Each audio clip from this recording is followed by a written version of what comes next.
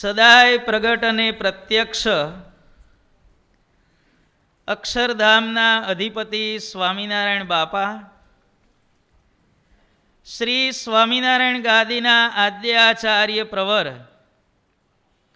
ધર્મ ધુરંધર સનાતન ધર્મ સમ્રાટ પરમ કલ્યાણકારી જીવન પ્રાણ સ્વામી બાપા, આપના સૌના વાલા આપણા પરમ પૂજ્ય આચાર્ય સ્વામી શ્રી મહારાજ, પૂજનીય સંતોને વાલા હરિભક્તો,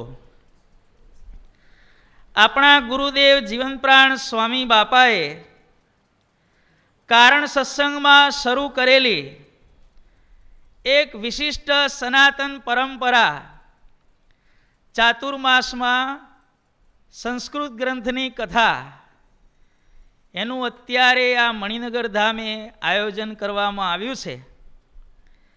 આપણે સૌ એનો લાભ લેવા માટે એકત્ર થયા છીએ. ચાલુ વર્ષે આપણા જીવન પ્રાણ સ્વામી બાપાએ જે ગ્રંથ રચ્યો એની સૌથી પહેલી પારાયણ જ્યારે આપણા ઉપાસ્ય ઈષ્ટદેવ સ્વામિનારાયણ ભગવાનનો દ્વિશતાબ્દી મહોત્સવ યોજવામાં આવ્યો ત્યારે આ ગ્રંથની સૌથી પહેલી કથા કરવામાં આવી હતી. અને ત્યાર પછી દર વર્ષે કથા થતી રહી અને એમ કરતાં કરતાં 38 વર્ષનો સમય ગયો અને આખા ગ્રંથનો પહેલો રાઉન્ડ ગઈ સાલે પૂરો થયો. હવે ચાલુ વર્ષે આ સ્વામિનારાયણ બાપા ચરિત્રામૃત સાગર ગ્રંથની કથાનો ફરીથી હવે બીજો રાઉન્ડ શરૂ થાય છે. અને આપણે બધાએ મૂર્તિમાં રહી મૂર્તિનું અનુસંધાન રાખી અને કથા વાર્તાનું શ્રવણ તે કરીએ. સ્વામિનારાયણ હરે. જીવન પ્રાણ સ્વામી બાપા ગ્રંથનો પ્રારંભ કરતા શરૂઆતમાં મંગલાચરણ કરે છે. સત્સંગી જીવનની અંદર સતાનંદ સ્વામી કહે છે, નિર્વિઘ્ન કામો મંગલમ સમાચરેત. જેણે પોતાના કાર્યની નિર્વિઘ્નપણે પૂર્ણાહુતિ કરવી હોય એણે હંમેશા મંગલાચરણ કરવું. કાર્ય શરૂ થાય ત્યારે પણ મંગલાચરણ કરવું, કાર્યનું જ્યારે મધ્ય આવે ત્યારે પણ મંગલાચરણ કરવું, અને કાર્ય પૂરું થાય ત્યારે પણ મંગલાચરણ કરવું. મંગલાચરણના 3 પ્રકારો કહેવામાં આવેલા છે. આપણે જે મંગલાચરણ બોલીએ છીએ એમાં જે શ્લોકો બોલીએ છીએ એ શ્લોકોના 3 પ્રકાર હોય છે. સૌથી પહેલું તો મહિમાત્મક મંગલાચરણ, કે જેમાં ભગવાનના મહિમાનું ગાન કરવામાં આવેલું હોય છે. બીજા પ્રકારનું મંગલાચરણ છે પ્રાર્થનાત્મક મંગલાચરણ, જેમાં મંગલાચરણ કરનારી વ્યક્તિ, હે ભગવાન, હું તમને નમસ્કાર કરું છું, હું તમને વંદન કરું છું, આવા પ્રકારના જે શ્લોકો હોય છે એને પ્રાર્થનાત્મક મંગલાચરણ કહેવામાં આવે છે. અને ત્રીજા પ્રકારનું મંગલાચરણ આશીર્વાદાત્મક મંગલાચરણ, કે જેમાં મંગલાચરણ કરનાર ભક્ત ભગવાનને શુભેચ્છાઓ આપતો હોય છે. આશીર્વાદ એટલે શુભેચ્છા, કે હે પ્રભુ, તમારો 3 લોકમાં જય જયકાર થાવ, હે પ્રભુ, તમારો સદાય વિજય થાવ, હે પ્રભુ, તમારો મહિમા આખી પૃથ્વીમાં પ્રસરો. આવા પ્રકારના જે શ્લોકો હોય છે એને કહેવામાં આવે છે આશીર્વાદાત્મક મંગલાચરણ. માટે મંગલાચરણના જે શ્લોકો છે એના 3 પ્રકારો કયા ભાઈ? સૌથી પહેલું તો મહિમાત્મક મંગલાચરણ, પ્રાર્થનાત્મક મંગલાચરણ, અને ત્રીજું આશીર્વાદાત્મક મંગલાચરણ. નિર્વિઘ્ન કામો મંગલમ સમાચરેત. જીવન પ્રાણ સ્વામી બાપા જ્યારે આ ગ્રંથની શરૂઆત કરવા જઈ રહ્યા છે ત્યારે મંગલાચરણ કરે છે. મંગલાચરણ કોનું કરવું? સર્વથી શ્રેષ્ઠ હોય એનું મંગલાચરણ કરવું, એની સ્તુતિ કરવી. સૌથી શ્રેષ્ઠ કોણ છે? સ્વામિનારાયણ ભગવાન, બીજો કોઈ નહીં. એના સર્વોપરીપણામાં બીજી જોડ નહીં. એ ન્યાયે જીવન પ્રાણ સ્વામી બાપા આપણા ઉપાસ્ય ઇષ્ટદેવ સ્વામિનારાયણ ભગવાનને સંભાળવા પૂર્વક અહીંયા ગ્રંથનો પ્રારંભ તે કરે છે.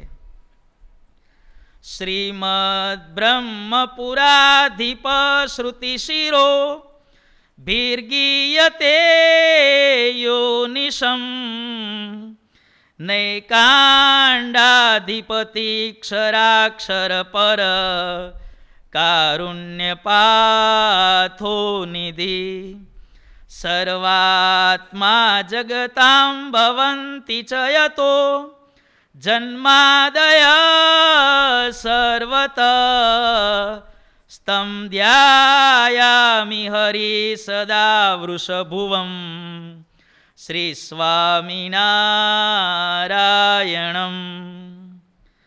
જીવન પ્રાણ સ્વામી બાપા કહે છે કે બ્રહ્મપુર ધામના અધિપતિ, અનંત કોટી મૂળક્ષર રૂપી બ્રહ્માંડોના અધિપતિ, મૂળ માયા સુધી ક્ષર અને મૂળ અક્ષર સુધી અક્ષર, એવા ક્ષર અને અક્ષરથી પર સર્વના આત્મા અર્થાત સમગ્ર જગતને ચૈતન્યત્વ અર્પણ કરનારા,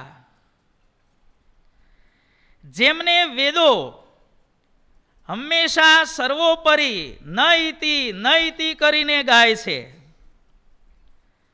જે પોતાની અંતર્યામી શક્તિએ કરીને અણુ અણુમાં વ્યાપક છે, જગતની ઉત્પત્તિ, સ્થિતિ ને પ્રલય આ ત્રણેય ક્રિયાઓ જેના હાથમાં છે, જેમનું પ્રગટ થવું અને અંતર્ધ્યાન થવું વગેરે ક્રિયાઓ જગતના કલ્યાણને માટે છે, એવા સ્વામિનારાયણ ભગવાનનું હું સદાય ધ્યાન તે કરું છું.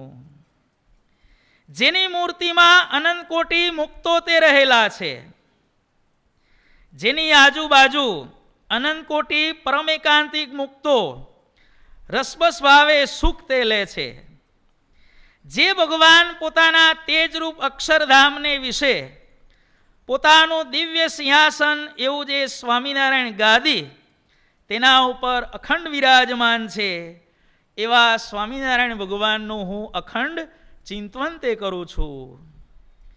જે ભગવાન અક્ષરાદિક સર્વેને શક્તિના દાતા છે, જેની આજ્ઞાએ કરીને કાળ ચારે બાજુ ફરે છે, જેની આજ્ઞાએ કરીને સર્વે બ્રહ્માંડના અધિપતિઓ પોતપોતાને સોંપવામાં આવેલા કર્તવ્યનું નિષ્ઠાપૂર્વક પાલન તે કરે છે, જે ભગવાનના ભ્રકુટી વિલાસે કાળ પણ થરથર કંપે છે.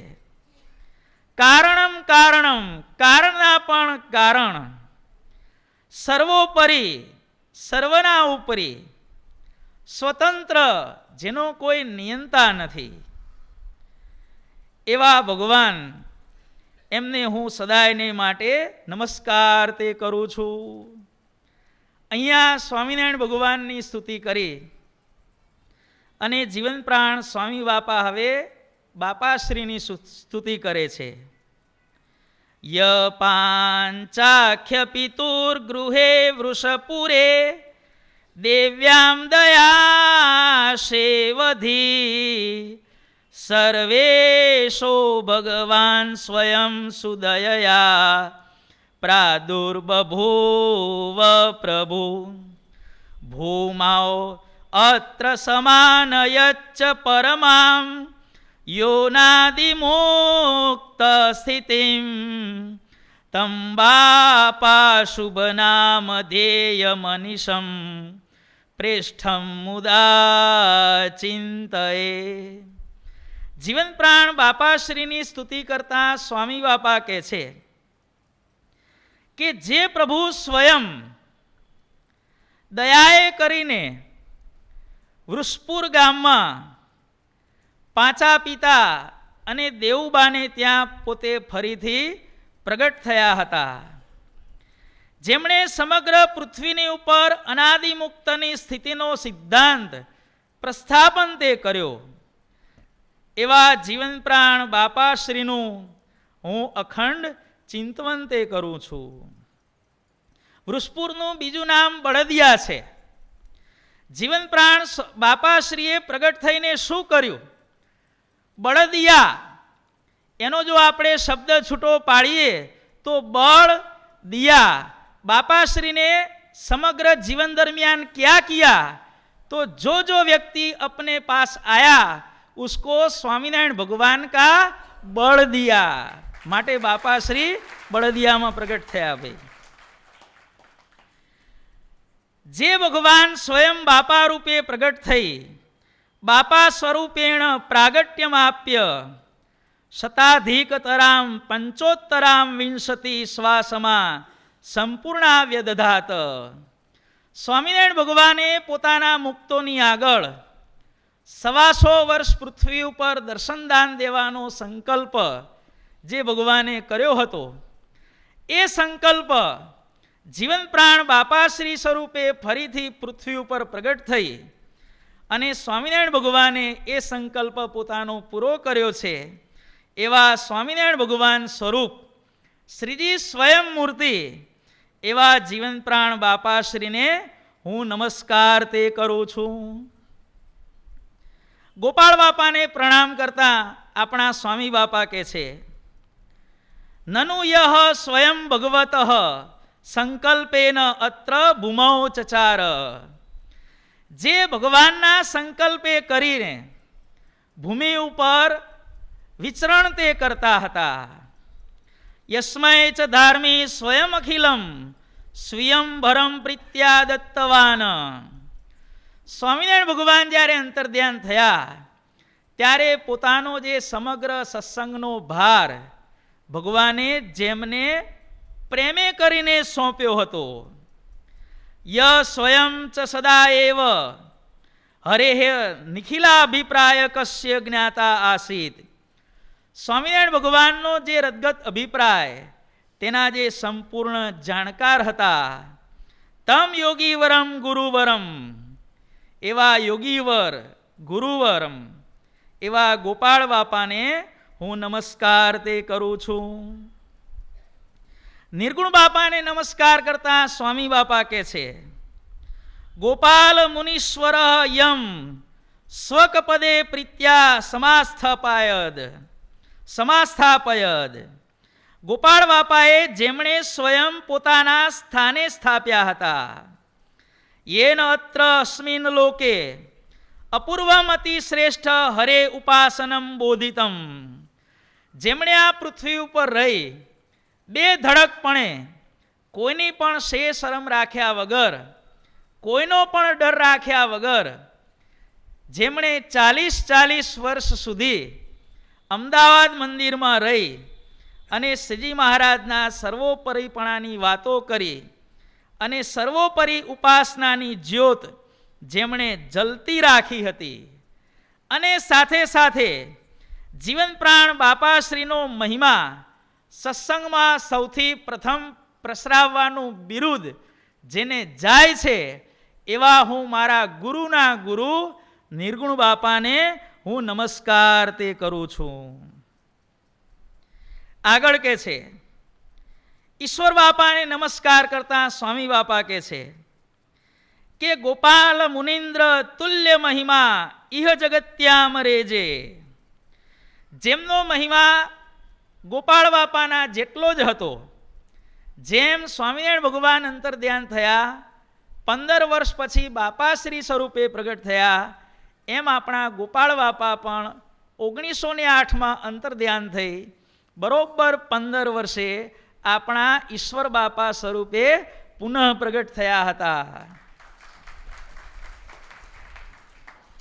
જેમણે બાપાશ્રીના મુખેથી બધી વાતો સાંભળી અને જેમણે બાપાશ્રીની વાતોનું લેખન કર્યું. યહ ચ કરુણાયા હિ બાપાશ્રી વચસામ સમલેખન અકરોત આનંદદમ ગુરુવરમ તમ શ્રી ઈશ્વર સદગુરુમ સદા વંદે. જીવન પ્રાણ સ્વામી બાપા પ્રમાણે સ્વામિનારાયણ ભગવાન, બાપાશ્રી, ગોપાળ બાપા, નિર્ગુણ બાપા અને પોતાના ગુરુદેવને નમસ્કાર કરી અને આ ગ્રંથનું મંગલાચરણ કરી અને એનો અહીંયા પ્રારંભ તે કરે છે. સ્વામિનારાયણ ભગવાન પોતે મધ્ય પ્રકરણના 58મા વચનામૃતમાં આપણને સમજાવે છે કે સંપ્રદાયની પુષ્ટિ સંપ્રદાયના ગ્રંથે કરીને થાય છે. કોઈ પણ સંપ્રદાયનો ફેલાવો, કોઈ પણ સંપ્રદાયનો પ્રચાર અને પ્રસાર જે તે સંપ્રદાયના સિદ્ધાંતોને સમજાવતા એ સંપ્રદાયના સ્થાપક ઈષ્ટદેવના લીલા ચરિત્રોના ગ્રંથોને આભારી હોય છે. જીવન પ્રાણ સ્વામી બાપા પોતાની વાતોમાં કહે છે કે અત્યાર સુધી પૃથ્વી ઉપર ભગવાનના અનંત અવતારો થઈ ગયા. કેટલા અવતારો થઈ ગયા? તો કહે છે કે પૃથ્વી ઉપર રહેલા જે ધૂળના રજકણ એને કદાચ ગણી શકાય. આ બ્રહ્માંડની અંદર જેટલા પણ જળના સ્ત્રોત છે, સમુદ્ર, નદી, તળાવ, સરોવર, વાદળા, ભૂગર્ભમાં રહેલું જળ, જેટલો પૃથ્વી ઉપર રહેલો જળરાશિ છે એના કદાચ પાણીના ટીપા ગણી શકાય. પૃથ્વી ઉપર જેટલી વનસ્પતિ છે એના પાંદડા ગણી શકાય. પણ ભગવાનના કેટલા અવતારો થયા એની સંખ્યા ખુદ ભગવાન પણ કહેવા માટે શક્તિમાન નથી. આટલા બધા અવતારો થઈ ગયા છે, છતાં પણ આ પૃથ્વી ઉપરના મનુષ્યને કહેવામાં આવે કે તમે અવતારોના નામ બોલો તો માંડ 5, 10 કે 24 અવતારોના નામ એ લઈ શકશે. એનું કારણ શું છે? જે અવતારોના ચરિત્રોના ગ્રંથો રચાણા એ અવતારોના નામો આજે પણ અમર છે. જે અવતારોના ગ્રંથો ન રચાયા એ સમયની સાથે બધાય નામશેષ થઈ ગયા. આજે રામચંદ્રજીનું નામ પૃથ્વી ઉપર વિખ્યાત છે. શું કારણ છે? રામાયણ છે, વાલ્મીકી રામાયણ અને તુલસી રામાયણ છે. શ્રી કૃષ્ણને બધાએ ઓળખે છે. કેમ? મહાભારત છે, શ્રીમદ ભાગવત છે, ભગવદ્ ગીતા છે. નૃસિંહાવતારને બધાએ જાણે છે, મત્સ્યાવતારને જાણે છે, વામન અવતારને જાણે છે. કેમ કે ભાગવતની અંદર આ બધા અવતારોના ચરિત્રો અને સિદ્ધાંતો લખાયેલા છે. જે અવતારનો ગ્રંથ થાય એ અવતારનું નામ આ પૃથ્વી ઉપર કાયમ માટે રહે છે. સંપ્રદાય કદાચ નષ્ટપ્રાય થવા આવ્યો હોય પણ એ સંપ્રદાયના સિદ્ધાંતોને સમજાવતા ગ્રંથો હોય તો એ ગ્રંથોને સમજાવનાર જો વક્તા વ્યવસ્થિત મળી જાય તો નષ્ટપ્રાય થવા આવેલો સંપ્રદાય પણ આખો સજીવન થઈ જાય છે. આપણે સૌ જાણીએ છીએ ને કે જ્યારે બાપાશ્રી અંતર્ધ્યાન થયા, આખા એ સત્સંગમાં કટોકટી થઈ ગઈ, બહુ ભયંકર પરિસ્થિતિ આવી, ત્યારે આપણા જીવન પ્રાણ સ્વામી બાપાએ બાપાશ્રીના સિદ્ધાંતોનો જે પ્રચાર અને પ્રસાર સમગ્ર વિશ્વમાં કર્યો એનું કારણ શું હતું? રહસ્યાર્થ પ્રદીપિકા ટીકાસ વચનામૃત અને જીવન પ્રાણ બાપાશ્રીની વાતો. ગ્રંથ હોય તો સંપ્રદાય કાયમ માટે ચાલે.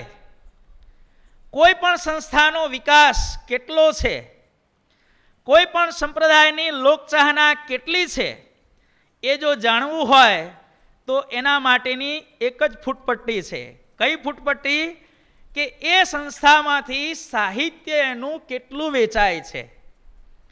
જે સંસ્થાનું સાહિત્ય વધારે વેચાતું હોય એ સંસ્થાનો પ્રચાર અને પ્રસાર વધુ છે એમાં આપણે નિશંકપણે કહી શકીએ. સંપ્રદાયના પ્રચારની પારાશીશી પણ જે તે સંસ્થા દ્વારા વેચાઈ રહેલું એ સાહિત્ય છે. આના સિવાય બીજી કોઈ પારાશીશી વિકાસ માપવા માટેની નથી. સ્વામિનારાયણ ભગવાને આ પ્રમાણે ગ્રંથોનું મહાત્મય કહ્યું અને પછી મહારાજે મધ્યના 58માં મુક્તાનંદ સ્વામીને આજ્ઞા કરી કે હે મુક્તાનંદ સ્વામી, તમારે પણ તમારા ઈષ્ટદેવ સંબંધી ગ્રંથ તમારે આજીવન પર્યંત કર્યા કરવા. મહારાજનું વચન મુક્તાનંદ સ્વામીએ અતિ આદર કરીને માથે ચડાવ્યું અને 2 હાથ જોડીને મહારાજને નમસ્કાર તે કર્યા. સંપ્રદાયના પ્રવર્તન માટે ગ્રંથની અવશ્ય જરૂર પડે છે. સૌથી પહેલાના સમયમાં ગ્રંથો મૌખિક રીતે વંશ પરંપરામાં ગોખવામાં આવતા હતા.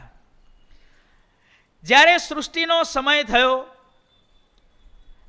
આપણા સૃષ્ટિની અંદર સૌથી પહેલા વેદોની રચના થઈ, ત્યારે એ સમયે વેદોની રચના વખતે માણસોની યાદ શક્તિ એટલી બધી હતી કે પૃથ્વી ઉપરના મોટા ભાગના માણસોને વેદ આખા કંઠસ્થ હતા. એ રીતે જ ભણાવવામાં આવતા હતા. સમય જતાં વ્યક્તિઓની યાદ શક્તિ ધીરે ધીરે ઘટવા માંડી, એટલે વ્યાસજીએ વેદના 4 વિભાગ કર્યા: યજુર્વેદ, ઋગ્વેદ, યજુર્વેદ, સામવેદ અને અથર્વવેદ. 4 વિભાગ કર્યા કે ચાલો તમે લોકો ઋગ્વેદ મોઢે કરો, તમે લોકો યજુર્વેદ મોઢે કરો, તમે સામવેદ મોઢે કરો, તમે અથર્વવેદ મોઢે કરો. બ્રાહ્મણોની અંદર હોય છે ને ઋગ્વેદી, યજુર્વેદી, સામવેદી ને અથર્વવેદી. 4 વિભાગ થયા. સમય આગળ વધ્યો, માણસોની યાદ શક્તિ થોડીક ઓછી થઈ અને જે કંઈ પોતે આવૃત્તિ કરતા હતા એ આવૃત્તિ કરવાની શ્રદ્ધા પણ માણસોની ઘટી. એટલે વેદોને સૌથી પહેલાં ભોજપત્ર ઉપર ઉતારવામાં આવ્યા. વર્ષો સુધી ભોજપત્ર ઉપર શાસ્ત્રોની રચના થઈ. ત્યાર પછી કાગળ આવ્યા. કાગળ ઉપર પણ સૌથી પહેલું કયું શાસ્ત્ર લખાણું? વેદો લખાણા. ત્યાર પછી પ્રિન્ટિંગ પ્રેસ આવ્યા. ગુટનબર્ગ નામના વૈજ્ઞાનિકે છાપખાનાની શોધ કરી, પુસ્તકો બધા છપાવા માંડ્યા.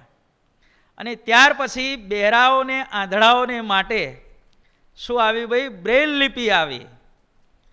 અને પછી રેકોર્ડિંગ આવ્યું. દરેક ભારતીય સંસ્કૃતિના ચાહકને જાણીને આનંદ થશે કે વિશ્વની અંદર સૌથી પહેલું રેકોર્ડિંગ શેનું થયું હતું ખબર છે ભાઈ તમને? થોમસ આલ્વા એડિસન નામના વૈજ્ઞાનિકે ગ્રામોફોનની શોધ કરી. ગ્રામોફોનની શોધ કર્યા પછી એડિસને વિચાર કર્યો કે મારે સૌથી પહેલું રેકોર્ડિંગ શેનું કરવું? કોઈ સાધુ મહાત્માની કથાનું રેકોર્ડિંગ કરું, કોઈ મહાપુરુષના આશીર્વાદ રેકોર્ડિંગ કરું, કે કોઈ અમેરિકાના કે બીજા દેશના રાષ્ટ્રપતિનું ભાષણનું રેકોર્ડિંગ કરું, કે મારું પોતાનું કરું? પહેલું રેકોર્ડિંગ મારે કોનું કરવું? ત્યારે વિચાર કરતાં કરતાં એણે નક્કી કર્યું કે ઇંગ્લેન્ડની અંદર મેક્સ મુલર નામના એક વિદ્વાન છે, ભારતીય સંસ્કૃતિનો એમણે બહુ જ અભ્યાસ કરેલો છે, માટે લાવ હું એમને મળું અને સૌથી પહેલું રેકોર્ડિંગ મેક્સ મુલરનું હું કરું. એડિસન બધાએ સાધનો લઈને મેક્સ મુલરની પાસે ગયા, વિનંતી કરી, સાહેબ મારે રેકોર્ડિંગ કરવું છે, તમે કંઈક બોલો. આવી સભા ભરવામાં આવી. ઓડિટોરિયમ આખું અકળેઠઠ ભરાયેલું હતું. અને આપણને જાણીને આનંદ થશે કે જ્યારે એડિસને રેકોર્ડિંગ કરવા માટે એની સ્વિચ ઓન કરી અને કહ્યું કે મેક્સ મુલર સાહેબ હવે તમારે જે બોલવું હોય તે બોલો, ત્યારે એ મેક્સ મુલર નામના વિદ્વાન સૌથી પ્રથમ આપણી ભારતીય સંસ્કૃતિનું અનાદિ શાસ્ત્ર ઋગ્વેદના શ્લોકો સૌથી પહેલા બોલ્યા હતા.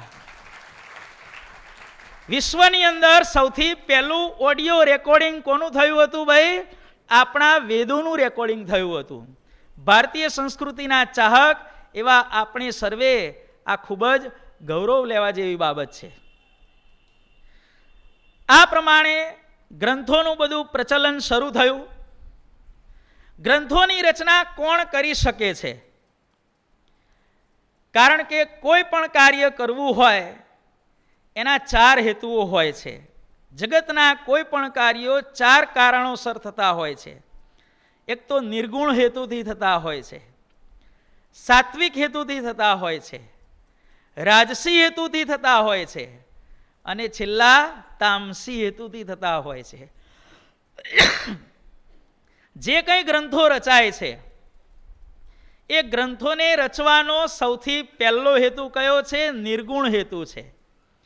જીવોના કલ્યાણને માટે, જીવોને સાચો રસ્તો બતાવવા માટે નિસ્વાર્થ ભાવે કરીને જે ગ્રંથો રચાય છે એને નિર્ગુણ ભાવે કરીને કરેલા ગ્રંથો કહેવામાં આવે છે.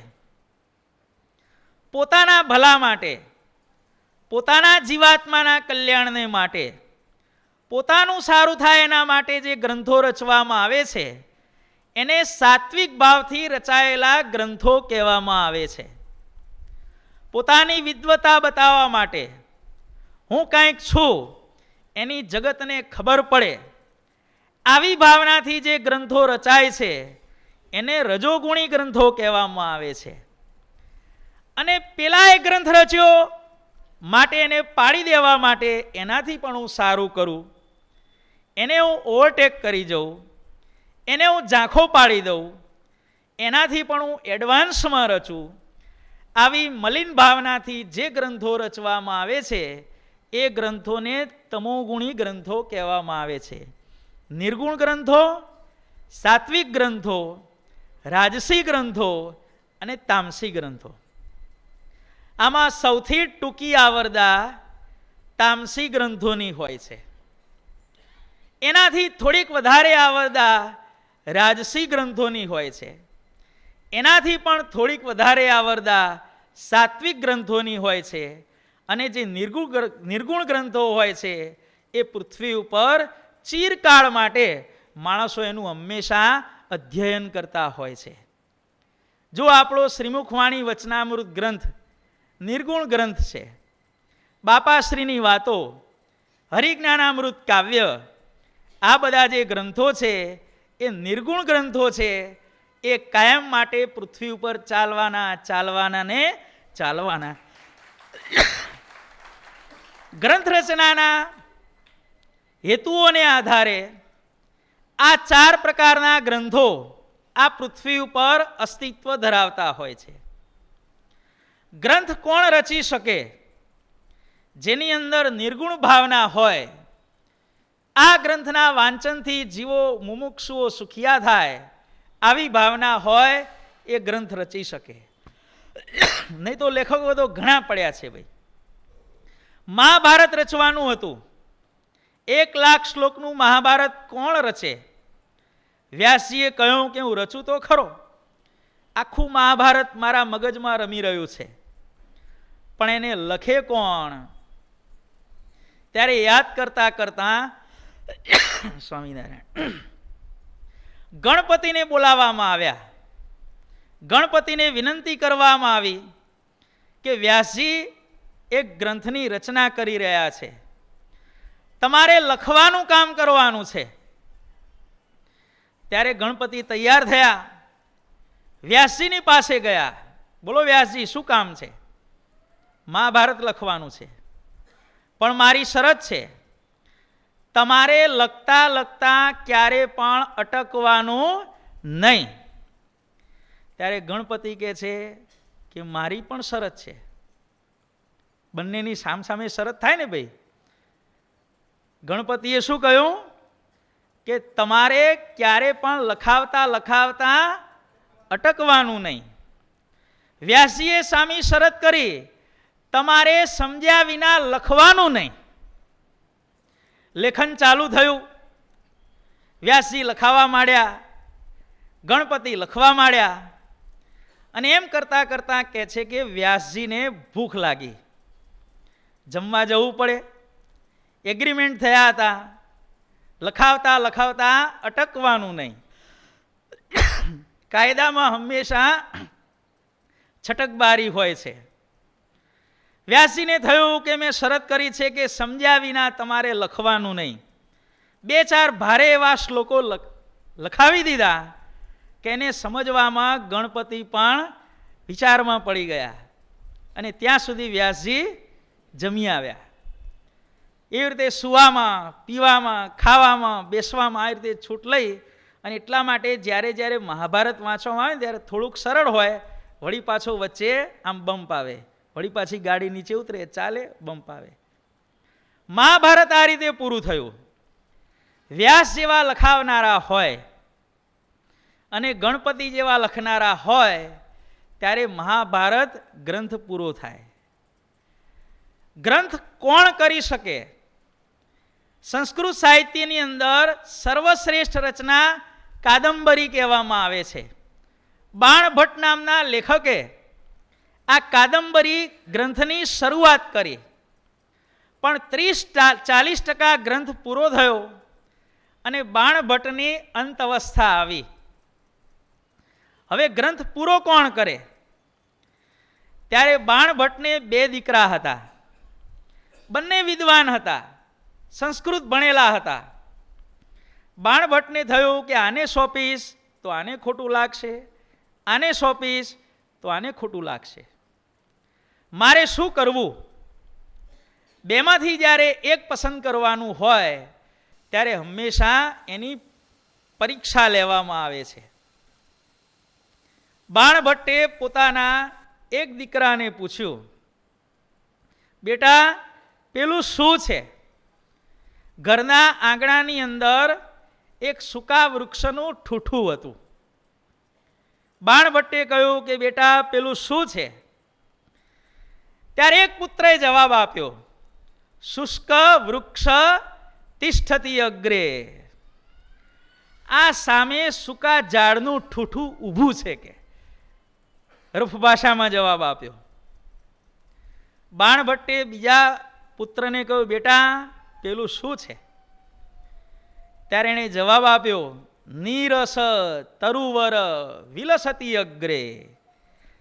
એક રસ વગરનું નીરસ તરુવર, રસ વગરનું સુંદર મજાનું વૃક્ષ એ આપણા આંગણાની અંદર શોભી રહ્યું છે.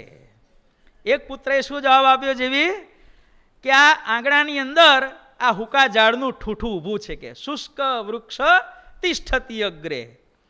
બીજા પુત્રએ જવાબ આપ્યો, નીરસ તરુવર વિલસતી અગ્રે.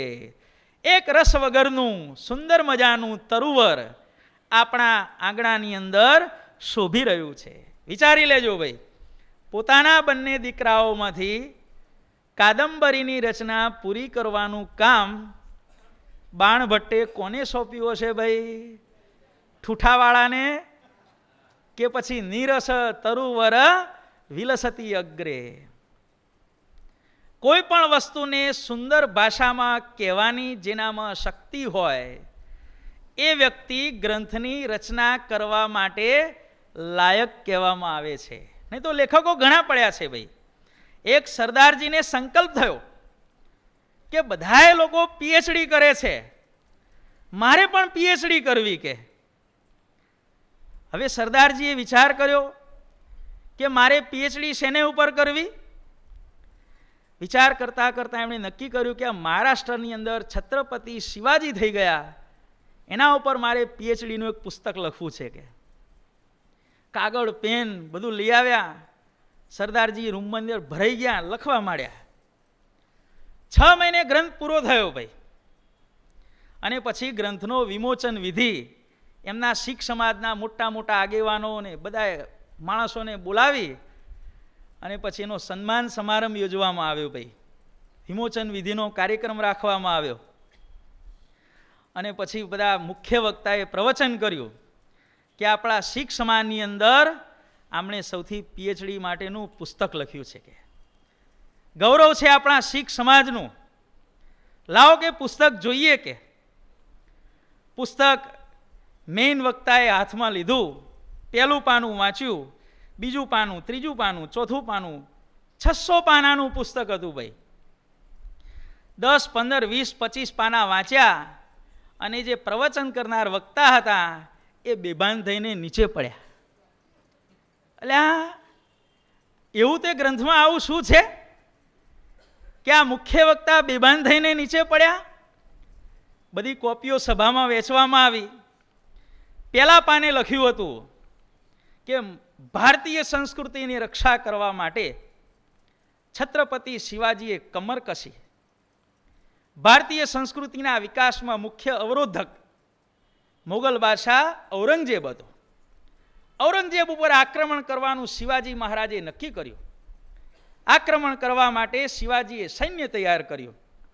સૈન્યની તૈયારીઓ પૂરી થઈ એટલે શિવાજી મહારાજ પોતાની કૃષ્ણા નામની ઘોડી ઉપર વિરાજમાન થયા અને શિવાજી મહારાજે વિરાજમાન થઈને ઘોડીને એડી મારી. ઘોડી દોડવા લાગી. તબડક તબડક તબડક તબડક તબડક તબડક તબડક તબડક.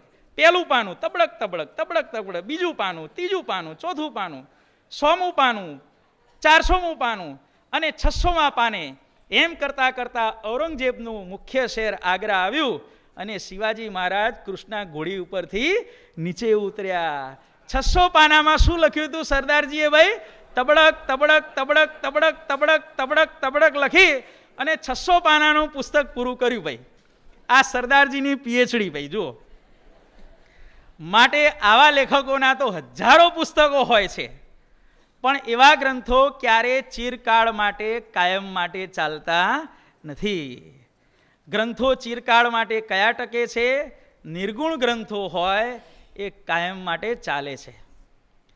આ પ્રમાણે ગ્રંથ રચવા માટે લાયક કોણ? તો જેની અંદર જીવોના કલ્યાણ કરવાની ભાવના હોય, બીજાનું સારું કરવાની ભાવના હોય, કોઈ પણ વસ્તુને સુંદર રીતે કહેવાની શક્તિ હોય, આવા માણસો સારા સારા ગ્રંથો રચી અને વિશ્વની અંદર કાયમ માટે સારા લેખકો તરીકે એ સ્થાન પામે છે.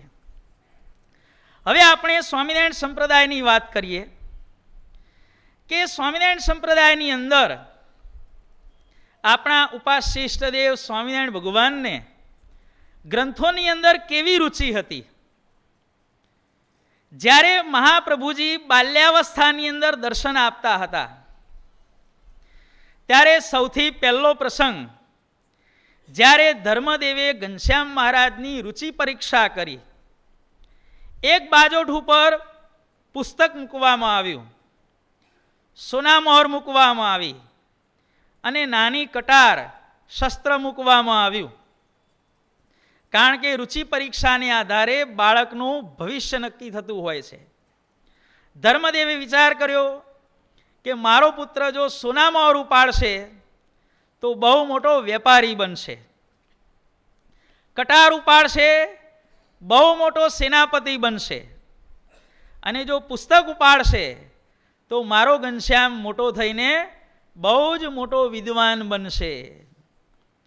રુચિ પરીક્ષા કરવામાં આવી ત્યારે આપણા ઉપાસ્ય ઇષ્ટદેવ સ્વામિનારાયણ ભગવાને સોના મોહર કે શસ્ત્ર ન ઉપાડતા શું ઉપાડ્યું હતું ભાઈ? પુસ્તક ઉપાડ્યું હતું. આ આપણા સ્વામિનારાયણ ભગવાનની ગ્રંથની અંદર રુચિ. અનંત જીવોના કલ્યાણને માટે જ્યારે મહારાજે વન વિચરણ કર્યું, શરૂઆતની અંદર જ પ્રસંગ બન્યો. ભગવાન સરયુ નદીને તીરે ઊભા હતા, પાછળથી એક અસુરે ધક્કો માર્યો. ભગવાન સરયુ નદીની અંદર તણાણા અને એ સમયે ભગવાનના હાથમાં જેટલી બધી વસ્તુઓ હતી એ બધી વસ્તુઓ તણાઈ ગઈ. ભગવાને માત્ર એક જ વસ્તુ સાચવી. કઈ? પોતે જે વર્ષોનો અભ્યાસ કરી અને શાસ્ત્રોના સારરૂપ જે ગુટકો તૈયાર કર્યો હતો એ ગુટકો ભગવાને સાચવી રાખ્યો. બીજી બધી જ વસ્તુ ભગવાને જવા દીધી. કારણ કે પુસ્તક હોય તો આગળ જતાં સંપ્રદાયનો વિકાસ તે થાય. જ્યારે ચીનના કેટલાક પંડિતો અહીંયા ભારત દેશમાં ગ્રંથોની કોપી કરવા માટે આવ્યા, 15-20 વર્ષ સુધી આ ચીનના વિદ્વાનો એમણે ગ્રંથોની કોપીઓ કરી લખીને. 20 વર્ષે રાજાની રજા લઈ અને આ વિદ્વાનો વહાણમાં બેસી અને ચીન જવા રવાના થયા. રસ્તાની અંદર દરિયામાં જબરજસ્ત તોફાન આવ્યું. હવે વહાણની અંદર એટલું બધું વજન હતું કે જો વજન ઓછું કરવામાં ન આવે તો વહાણ ડૂબી જવાનો ભય હતો. નાવિકોએ કહ્યું કે 400-500 કિલો વજન તાત્કાલિક ઓછું કરો કે. હવે વહાણની અંદર એટલા બધા પુસ્તકો હતા, આ પંડિતો પણ એટલા બધા હતા, શું ઓછું કરવું? ત્યારે એમાંથી કહે છે કે 20થી 25 વિદ્વાનોએ નક્કી કર્યું કે અમે 25 જણા સાગરની અંદર કૂદી પડીએ છીએ, પણ તમે આ ગ્રંથો લઈ અને ચીનમાં આ ભારતીય સંસ્કૃતિનો તમે પ્રચાર કરજો. 25 વિદ્વાનો વહાણમાંથી ત્યાંને ત્યાં તોફાની સમુદ્રની અંદર કૂદી પડ્યા અને પોતાની જાતનું એમણે બલિદાન આપી દીધું. શા માટે? ભવિષ્યની પેઢી ગ્રંથો વાંચી વિદ્વાન બની દેશની પ્રગતિ કરે, એના માટે આમણે પોતાનું બલિદાન તે આપી દીધું. કારણ કે લાકડાને સળગાવ્યા વિના ક્યારે પણ રસોઈ સ્વાદિષ્ટ તૈયાર થતી નથી. સમગ્ર વિશ્વને જમાડવાની જો ભાવના હોય તો સૌથી પહેલું એવી ઉત્તમ ભાવના રાખનારી વ્યક્તિએ લાકડું બની અને ચૂલાની અંદર એણે હંમેશા હુમાવવું પડે છે. આ ભગવાનની રુચિ હતી. રુચિ પરીક્ષા વખતે ભગવાને ગ્રંથ ઉપાડ્યો. સરયુ નદીની અંદર ભગવાન પોતે તણાણા ત્યારે બીજી બધી વસ્તુઓ જવા દીધી, પણ ગ્રંથને જવા દીધો નહીં. ગોપાળ બાપાની આપણે વાત જાણીએ છીએ કે જ્યારે ગોપાળ બાપા સૌથી પહેલાં મહારાજની પાસે આવ્યા ત્યારે મહાભારતનું પુસ્તક લેવા માટે ભાવનગરના વિપ્રની પાસે 4 વખત પોતાના આશ્રિતોને ભગવાને આંટા ફેરા ખવડાવીને અને છેલ્લે યમદૂતની બીક બતાવીને પણ ભગવાને પુસ્તકોનો સંગ્રહ પોતાના સંપ્રદાયમાં કરેલો છે. બહુ જ જાણીતી વાત છે. એક વખતે મહારાજને જ્યોતિષનું પુસ્તક જોઈતું હતું અને મહારાજે બેચર પંચોલી અને લક્ષ્મીરામ જાનીને કહ્યું કે આ હરિભક્તને ત્યાં પુસ્તક છે, તમે લઈ આવો કે. હવે પુસ્તક કોની પાસે હતું? બેચર પંચોલીના વેવાઈની પાસે હતું. હવે વેવાઈ ગમે તે કંઈક કારણ હશે 2 જણને આંટી પડેલી ભાઈ, અને પેલા વેવાઈ હતા એ બેચર પંચોલીને પાઠ ભણાવવાની તકની રાહ જોઈ રહ્યા હતા. બેચર પંચોલી પહોંચ્યા કે વેવાઈ મારે પુસ્તક જોઈએ છે કે. ત્યારે એમના વેવાઈ કહે છે કે ભાઈ પુસ્તક તો છે, પણ મેં મોરબીના મકનજી ભટ્ટને આપ્યું છે કે, ત્યાંથી લઈ આવો કે. બંને જણા ચાલતા ચાલતા ક્યાં પહોંચ્યા? મોરબી પહોંચ્યા. ત્યાં વાત કરી, ભાઈ પુસ્તક છે? હા કે પુસ્તક તો હતું, પણ મેં 2 મહિના પહેલા તમારા વેવાઈને મેં પાછું મોકલી દીધું છે કે. 2 જણા વળી પાછા દળમજલ કરતા કરતા વેવાઈને ઘેર આવ્યા. વળી પાછી વાત કરી કે વેવાઈ એ ભાઈ તો આમ કે છે. હા યાદ આવ્યું કે આ પુસ્તક તો મેં હળવદના આ વિપ્રને મેં આપ્યું છે કે. બંને જણા વળી પાછા ચાલતા ચાલતા હળવદ પહોંચ્યા. વિપ્રને વાત કરી કે ભાઈ તમારી પાસે પુસ્તક છે? પુસ્તક તો હતું, પણ હમણાં થોડા દિવસ પહેલા તમારા વેવાઈને મેં મોકલાવી દીધું છે કે. પાછા આવ્યા વેવાઈના ગામમાં. વેવાઈને કીધું કે વેવાઈ પુસ્તક આપો. હા પુસ્તક તો મેં આ વાંકાનેરવાળા હરિભક્તને આપ્યું છે કે. વાંકાનેર જાઓ એની ત્યાંથી લઈ આવો કે. 4-5 જગ્યાએ રખડાવ્યા અને પછી બેચર પંચોલીએ કીધું કે પુસ્તક આપવું હોય તો આપો, ન આપવું હોય તો કંઈ નહીં. ત્યારે એનો વેવાઈ કહે છે કે પુસ્તક તો મારા ઘરની અંદર જ છે, પણ તમે સ્વામિનારાયણ ભગવાનના આશ્રિત છો કે, અને તમે ભગવાન માટે લેવા માટે આવ્યા છો ને કે, માટે તમે એક કામ કરો, મને તમે 500 દંડવત કરો તો હું તમને પુસ્તક આપું. વિચાર કરજો કે ભગવાન સાથે એને સ્નેહનું બંધન કેટલું બધું હશે કે વર્ષોથી વેવાઈની જોડે ખટરાક ચાલતો હોવા છતાં ભગવાનને રાજી કરવાને માટે, એમની મરજી સાચવવા માટે પોતે વેવાઈને ઘેર સામે ચાલીને ગયા. 4-5 ઠેકાણે એમણે ધક્કા પણ ખાધા અને છેલ્લે જ્યારે વેવાઈએ કીધું કે તમે મને 500 દંડવત કરો તો હું તમને પુસ્તક આપું, ત્યારે જેમ સ્વામિનારાયણ ભગવાનને દંડવત કરે એવી જ ભાવનાથી એમણે પોતાના વેવાઈને પણ 500 દંડવત કર્યા, પુસ્તક લીધું, મહારાજને વાત કરી અને મહારાજ બેચર પંચોલીને ભરી સભાની અંદર પ્રેમથી ભેટ્યા. જો ભાઈ ગ્રંથોને માટે ભગવાનની રુચિ કેટલી બધી હતી એની આપણે આ વાત કરી રહ્યા છીએ. સાથે સાથે સંતો ભક્તોએ પણ ભગવાનને ગ્રંથો ભેગા કરવા માટે કેવો કેવો સાથ સહકાર આપ્યો એ પણ આપણે જોયું. હવે આપણે જોઈએ કે ભગવાને પોતાના સંતો ભક્તોને આજ્ઞા કરી કે અમારા સંપ્રદાયની પુષ્ટિ થાય એના માટે તમે એવું કામ કરો કે આપણો સંપ્રદાય કાયમ માટે ચાલતો રહે. જેમ આપણે શરૂઆતની અંદર વાત કરી તેમ સંપ્રદાયની પુષ્ટિ સંપ્રદાયના ગ્રંથે કરીને થાય છે. જે ઈષ્ટદેવ જે હેતુ માટે પ્રગટ થયા હોય, પ્રગટ થઈને એમણે જે જે ચરિત્રો કર્યા હોય, એમણે જે જે આચરણ કર્યા હોય, આ બધી વિગતોનું પુસ્તક રચવામાં આવે તો તે ઈષ્ટદેવનો સંપ્રદાય લાંબા કાળ દરમિયાન મહારાજ કહે છે કે ચાલતો હોય છે. મહારાજે પોતાના સંતોને ભણાવ્યા, વિપ્રોને પણ ભણાવ્યા અને બધાને આજ્ઞા કરી કે તમે બધાએ સૌ ગ્રંથોની રચના કરવા માંડો. સેંકડો સંતો અને સેંકડો હરિભક્તોએ ભેગા થઈ સંપ્રદાયની અંદર સાહિત્યનું સર્જન તે શરૂ થયું. એટલો બધો સંપ્રદાયમાં શાસ્ત્ર રચવાનો ક્રેઝ વધ્યો મહારાજ વખતે કે જ્યારે ચાતુર્માસ આવે ત્યારે પ્રેમાનંદ સ્વામી જેવા પ્રેમી કવિઓ એવો નિયમ લેવા માંડ્યા કે ચાતુર્માસ દરમિયાન મારે રોજ 4 પદની રચના કરવી.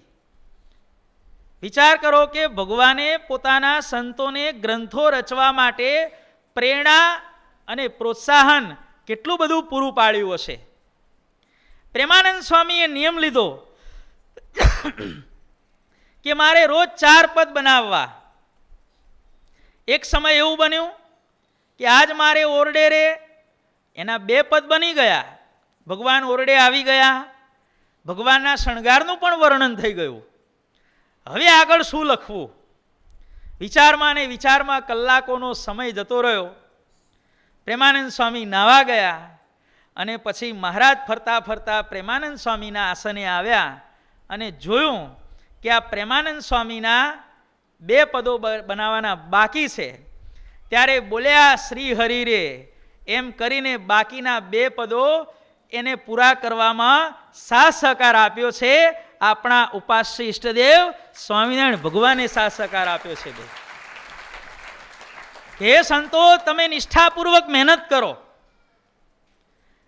અને એ નિષ્ઠાપૂર્વક જો તમે મહેનત કરશો મને રાજી કરવાને માટે અને એમાં જો કદાચ અધૂરું રહી જશે તો પૂરું કરનાર હું સ્વયં બેઠો છું.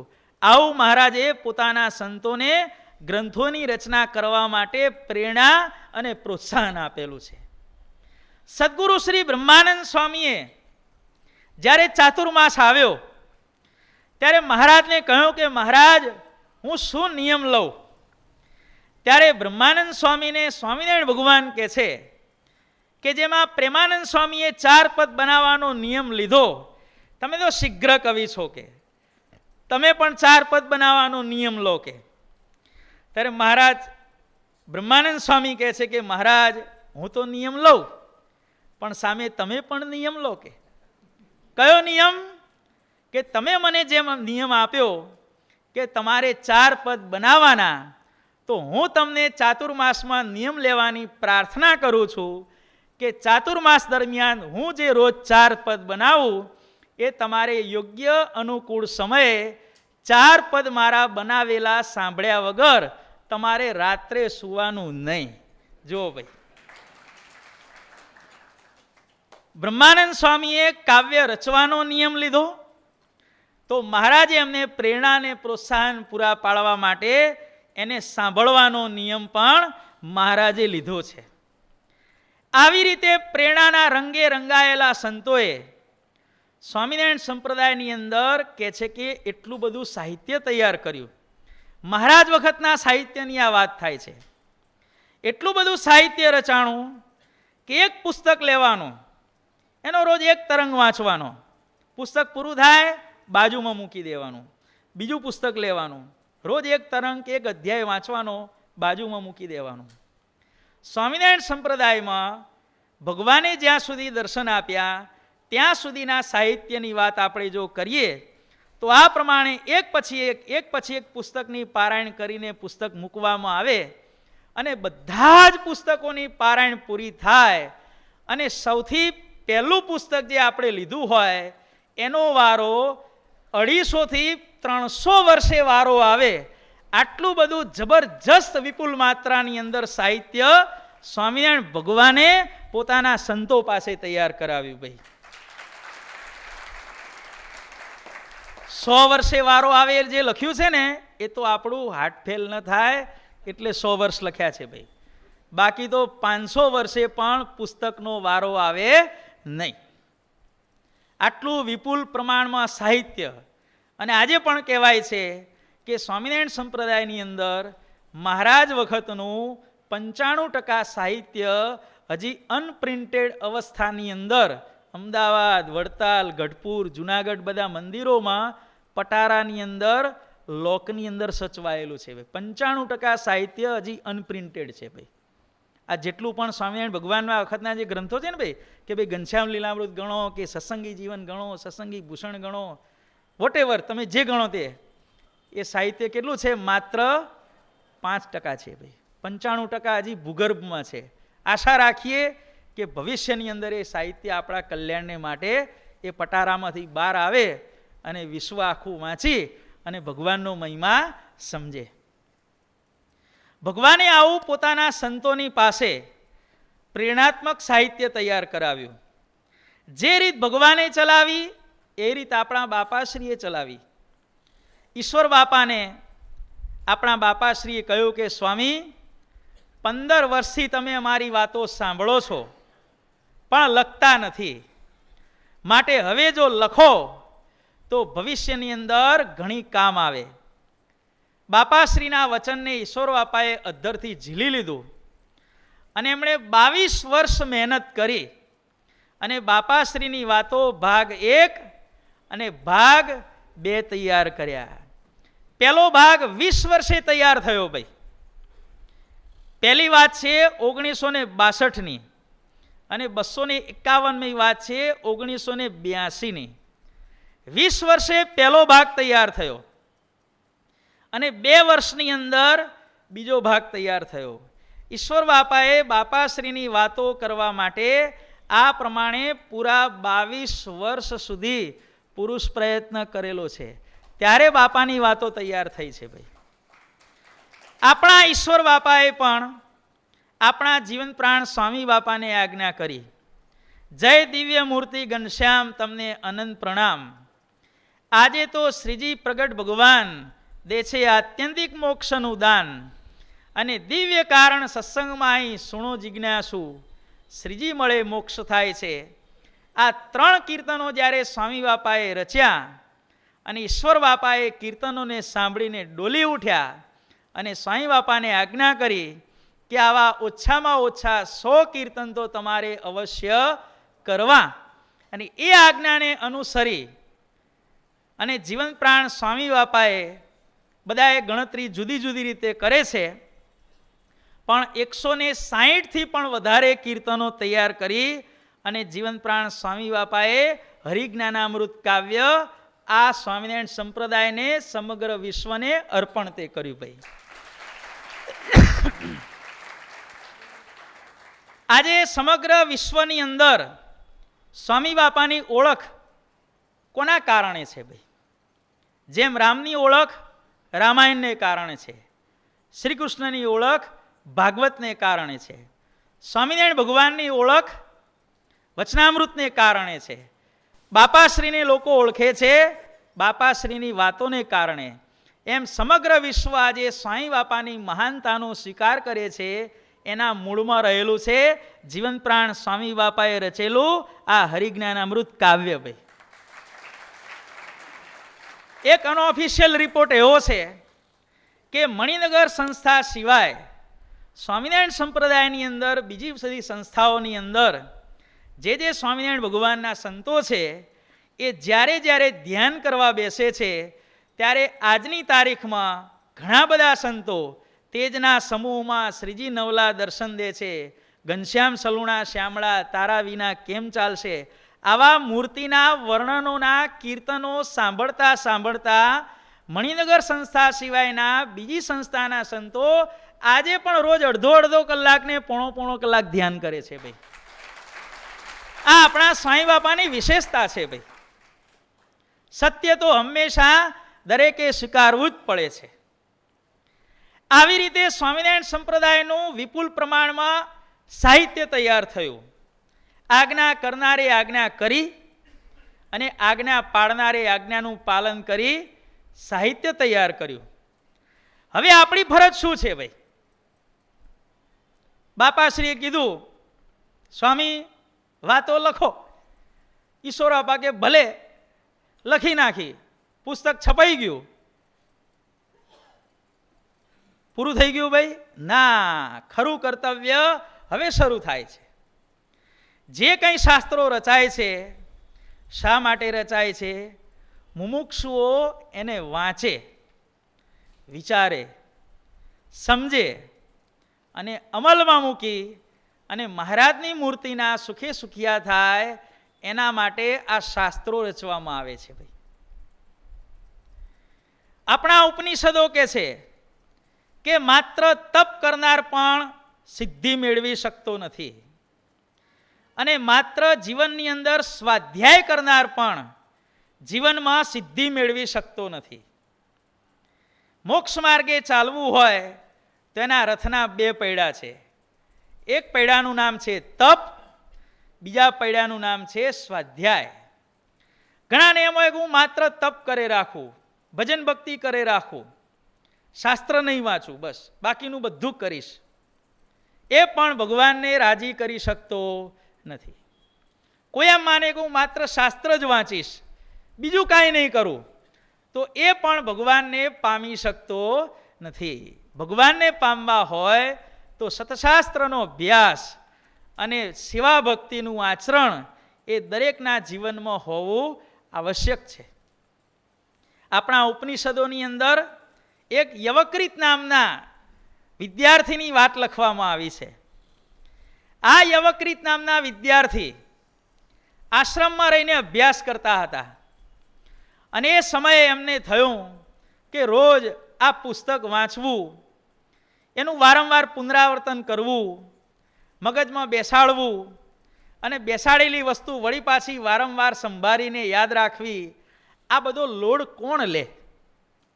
એના કરતાં એની જાતને બરોબર 4-6 મહિના સમાધિ લગાવીને બેસી જવું અને જો ભગવાન મારી ઉપર પ્રસન્ન થાય તો વરદાન માગી લઉં કે હે ભગવાન, બધાય શાસ્ત્રો મને ઓટોમેટિક મોઢે થઈ જાય એવા આશીર્વાદ આપો. કે આ 12 વર્ષ ભણવું એના કરતાં 6 મહિનામાં રાજી કરી લઈએ. કે અને આ યવકૃત ઋષિ કે છે કે આશ્રમ છોડી અને જંગલમાં તપ કરવા માટે ગયા. બહુ ઘોર તપ કર્યું, 2 મહિના તપ કર્યું. ઇન્દ્રદેવ એના ઉપર પ્રસન્ન થયા. બોલો ઋષિ, શું તમારે વરદાન જોઈએ છે? બસ બધા શાસ્ત્રો મને મોઢે થઈ જાય. કે ત્યારે ઇન્દ્ર કહે છે કે એવા આશીર્વાદથી ક્યારે પણ શાસ્ત્ર મોઢે રહેતા નથી, એના માટે તમારે પ્રયત્ન તો કરવો પડશે. બીજી વાર તપ કર્યું, ઇન્દ્રએ આ પ્રકારે જવાબ આપ્યો. ત્રીજી વાર એમણે નક્કી કર્યું કે હવે જો આશીર્વાદ ન મળે તો આપણે આત્મહત્યા કરીને મરી જવું, પણ આ ભણવું તો નથી જ આપણે કે શું નીકળ્યા. ઇન્દ્રને થયું કે 2 વખત મગજમારી કરી, પણ હવે આને મારે પ્રેક્ટિકલી સમજાવવો પડશે. કે વૃદ્ધ બ્રાહ્મણનું રૂપ લીધું અને એક નદીને કાંઠે આવી અને ઇન્દ્ર પોતાના ખોબા વડે રેતી ભરી ભરી અને ગંગા નદીમાં નાખવા માંડ્યા. આ યવકૃત નામના ઋષિ આવી રહ્યા છે, પૂછે છે કે ભાઈ ભૂદેવ, તમે આ શું કરો છો? કે તો કે મારે ગંગા નદી ઉપર પુલ બનાવવો છે. કે અને પુલ બનાવવા માટે હું આ મુઠ્ઠી મુઠ્ઠી રેતી નાખી રહ્યો છું. કે ત્યારે કે આવી રીતે કે પુલ બનતા હશે? ત્યારે તરત જ ઇન્દ્રદેવે કહ્યું કે આવી રીતે તપ કરવાથી તમારામાં જ્ઞાન ક્યારે પણ આવશે નહીં. બેટમજી યવકૃત, તમારે જો જ્ઞાન મેળવવું હોય તો બરોબર એક આસન લગાવી પુસ્તક ખોલી અને એનો અભ્યાસ તો અવશ્ય કરવો પડશે. હા, ભગવાન ભેગા પડશે તો 10 વખત વાંચવાથી યાદ રહેતું હશે તો 5 વખત વાંચવાથી યાદ રહી જશે. 5 વખત વાંચવાથી યાદ રહેતું હશે તો 2 વખત વાંચવાથી યાદ રહી જશે. 2 વખત વાંચવાથી યાદ રહેતું હશે તો 1 વખત વાંચવાથી યાદ રહી જશે. પણ ઓછામાં ઓછું 1 વાર તો અવશ્ય તમારે વાંચવું જ પડશે. તેને કોણ છો તમે? અરે તને 2 વખત આશીર્વાદ રિજેક્ટ કરનારો ઇન્દ્ર હું પોતે છું. કે હવે છાનો માનો જા અને ગુરુની જોડે રહી અને એનો અભ્યાસ કરવા માંડ. જો સ્વાધ્યાયની આટલી બધી મહાનતા કહેવામાં આવેલી છે. આપણા ઉપનિષદો કે છે કે સ્વાધ્યાયાન મ પ્રમદિતવ્યમ, ક્યારે પણ સતશાસ્ત્રનો અભ્યાસ કરવામાં આળસ કરવી નહીં. કારણ કે સ્વાધ્યાય કરવાથી વ્યક્તિને સૌથી પહેલી તો નિયમિતતાની ટેવ પડે છે. સ્વાધ્યાય કરવાથી વ્યક્તિની દુષ્ટ વૃત્તિઓનો સમય જતા નાશ થાય છે.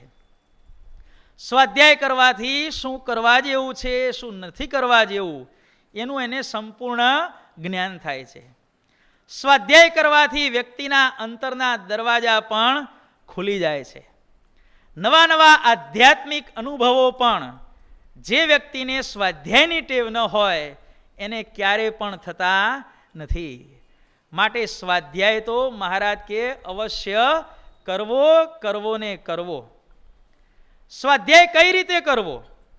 કારણ કે મહારાજે શિક્ષાપત્રીમાં કહ્યું કે મારી વાણી એ મારું સ્વરૂપ છે, ગ્રંથ છે એ ભગવાનનું સ્વરૂપ છે એમ માની અને એની આદર અને મર્યાદા રાખવામાં આવે તો એ સ્વાધ્યાયનું એને પૂરેપૂરું ફળ મળે છે. જ્યારે આપણે કોઈ પણ પુસ્તક હાથમાં લઈએ ત્યારે શિષ્ટાચાર એટલો રાખવાનો કે પુસ્તકને ક્યારે પણ ભૂમિ ઉપર ન મુકાય. પુસ્તકને ક્યારે પણ આમ પછાડાય નહીં. ઘણા પછાડતા હોય છે પુસ્તકો.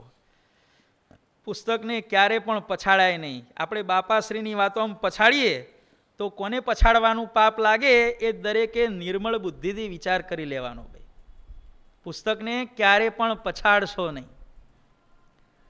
ક્યારે પણ મોઢામાં આંગળી ઘાલી અને સત્શાસ્ત્રના પાના ઉથલાવાની ટેવ હોય તો એ પણ રાખશો નહીં. ઘણા ટેવ હોય ભાઈ, થૂકવાળું મોઢું કરી અને વચનામૃત કે બાપાશ્રીની વાતો, આ ભગવાનનો દ્રોહ છે ભાઈ.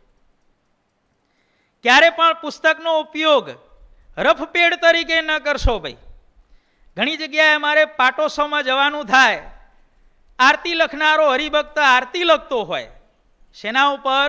વચનામૃત ગ્રંથ ઉપર આરતીનું કાગળિયું લખી અને આરતીનું લિસ્ટ લખતો હોય. મૂર્ખના સરદાર, આવું ના કરાય. પુસ્તકનો ઉપયોગ ક્યારે પણ રફપેડ તરીકે ન કરશો ભાઈ. મર્યાદા રાખો. અને જ્યારે પણ આપણે પુસ્તક વાંચીએ ત્યારે હંમેશા મૂર્તિ ધારીને પુસ્તક વાંચો ભાઈ. જે લીલા વાંચો એ લીલાની અંદર આપણે ભેગા છીએ. ભગવાન વન વિચરણ કરી રહ્યા છે તો આપણે પણ ભગવાનના ભેગા ચાલીએ છીએ. ભગવાન પિબેકના ત્યાં ગયા કેવું ભયંકર વાતાવરણ હશે એની કલ્પના કરો ભાઈ. વાંચતી વખતે પીબે કે ધમકી આપી, બધા ઋષિમુનિઓ ડરી ગયા, ત્યારે ભગવાને હિંમત રાખી. કેવી હિંમત રાખી છે એની કલ્પના કરતાં કરતાં શાસ્ત્ર વાંચવામાં આવે ને તો એવા શાસ્ત્રના વાંચનની અનુભૂતિ એ કંઈક વિશિષ્ટ પ્રકારની હોય છે. દેવુબાને ભગવાન કહે છે, બાઈ વરદાન માગો. ત્યારે દેવુબા હાથ જોડીને કહે છે કે તમ જેવા પુત્ર ખપે, ખાલી વાંચવા ખાતર વાંચી જઈએ એના કરતાં આવો પ્રસંગ આપણે યાદ કરી અને જો આપણે આ ગ્રંથનું વાંચન કરીએ ને તો એ લીલાના સહભાગી થવાનું ફળ આપણને અવશ્ય મળે છે. મૂર્તિ ધારીને વાંચવું, અર્થ સમજતા સમજતા વાંચવું, શાંતિથી વાંચવું, ગાયગા ગાડી દેવા દેવાની નહીં. વચનામૃત વાંચીએ ત્યારે સ્વામી શ્રી સહજાનંદજી મહારાજ આવે ત્યારે ઢોલિયામાં બિરાજમાન સહજાનંદ સ્વામી 1 સેકન્ડ માટે પણ દેખાવા જોઈએ. ગોપાળાનંદ સ્વામીએ પ્રશ્ન પૂછ્યો તો ગોપાળ બાપા 1 સેકન્ડ માટે પણ આપણને દેખાવા જોઈએ. નિત્યાનંદ સ્વામીએ પ્રશ્ન પૂછ્યો તો નિત્યાનંદ સ્વામી પણ 1 સેકન્ડ માટે અવશ્ય દેખાવા જોઈએ. આવું વાંચીએ ને ત્યારે શાસ્ત્ર વાંચ્યું કહેવાય ભાઈ. બાપાશ્રીએ ઉત્તર કર્યો તો બાપાશ્રી બોલે છે. ઈશ્વર બાપા પ્રશ્ન પૂછે છે તો ઈશ્વર બાપા પૂછે છે એવું લાઈવ આપણને દેખાવું જોઈએ ભાઈ. આ રીતે વાંચવામાં આવે તો શાસ્ત્ર ધીરે ધીરે આપણામાં ઉતરે. આપણે શાસ્ત્રમાં ઉતરીએ અને શાસ્ત્ર આપણામાં પણ ઉતરે ભાઈ. અર્થ ક્યારે સમજાય? ઘણા કહે છે કે અમે વાંચીએ છીએ, અર્થ સમજાતો નથી. અર્થ ન સમજાય એનું મુખ્ય કારણ છે આચરણ આપણું પવિત્ર નથી. કારણ કે અંતઃકરણ છે, મહારાજે કહ્યું દર્પણ જેવું છે.